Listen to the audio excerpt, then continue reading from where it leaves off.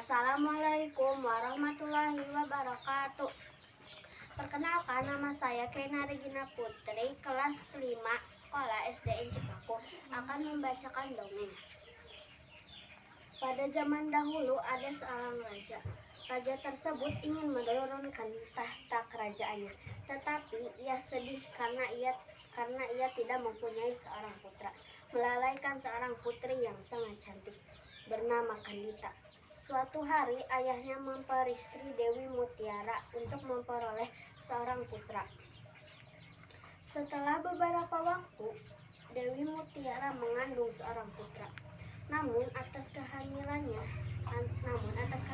itu, ia memohon banyak permintaan kepada raja yang harus selalu dituruti. Semakin lama permintaan Dewi Mutiara semakin aneh, namun sang raja tetap saja menurutinya. Dewi Mutiara pun meminta sang raja untuk mengusir Putri Kandita dari kerajaan itu.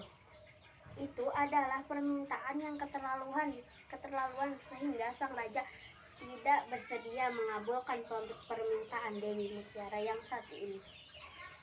Mendengar jawaban dari sang raja, Dewi Mutiara menyimpan dendam kepada Kandita dalam hatinya. Suatu hari Dewi Mutiara memanggil seorang tukang sihir. Dewi Mutiara menyuruh tukang sihir itu untuk membuat mutra agar Putri Kandita yang mulus dan cantik berkudis dan bergerak. Dan nanti jika berhasil, Dewi Mutiara akan memberikan hadiah kepada seorang penyihir itu. Pada malam harinya, saat Putri Kandita terlelap tidur, berhembus angin ke dalam kamarnya. Angin itu berbau busuk dan tidak enak, mirip bau bangkai.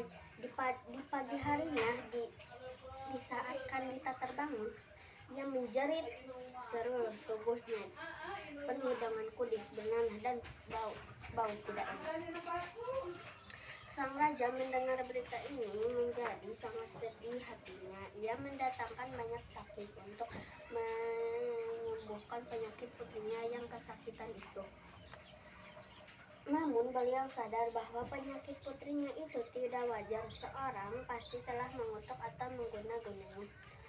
Masalah yang terjadi ini dimanfaatkan oleh Dewi Mutiara untuk mempengaruhi sang raja. Dewi Mutiara menuduh Putri Kandita akan mendatangkan kesialan bagi seluruh negeri. Karena raja tidak ingin putrinya menjadi gunjingan di seluruh negeri. Akhirnya beliau dengan berat hatinya menyetujui usul Dewi Mutiara untuk mengirim putrinya ke luar negeri. Putri Kandita pun berangkat seorang diri meninggalkan kerajaan, walaupun perasaannya sangatlah sedih, tetapi dia tidak mempunyai dendam dan membenci orang yang membencinya. Putri Kandita yakin bahwa Tuhan akan membalas atas semua yang menimpanya, dan dia pun tetap berjalan sambil menangis. Siang dan malam Putri Kandita berjalan, dan sudah 7 hari 7 malam waktu yang ditempuh sehingga akhirnya ia tiba di pantai laut selatan. Dengan berdiri ia memandang luasnya lautan yang penuh ombak. Ia mendengar suara memanggil dan ia mencebur diri ke dalam lautan.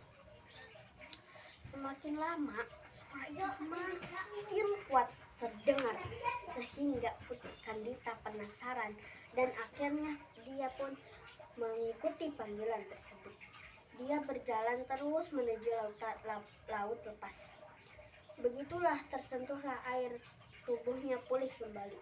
Tak ada sedikit pun bekas kudis ataupun kurat, bahkan dia tampak lebih cantik daripada sebelumnya. Selain memperoleh kesembuhan dan kesakitan, Putri Kandita segera menguasai seluruh lautan dan isinya. Dia pun mendirikan kerajaan yang megah, kokoh, indah, dan berwibawa dengan ribuan pasukan yang senantiasa mendampinginya. Dia kini yang tersebut Lautan Selatan. buku cerita ini diambil dari buku yang berjudul Nyi Roro Kidul, penerbitnya Serba Jaya Surabaya, disusun oleh Yudhistira Ikra Negara, editor Ember Rahasia, ilustrasi Irusyadol Anand, setting tim CTV,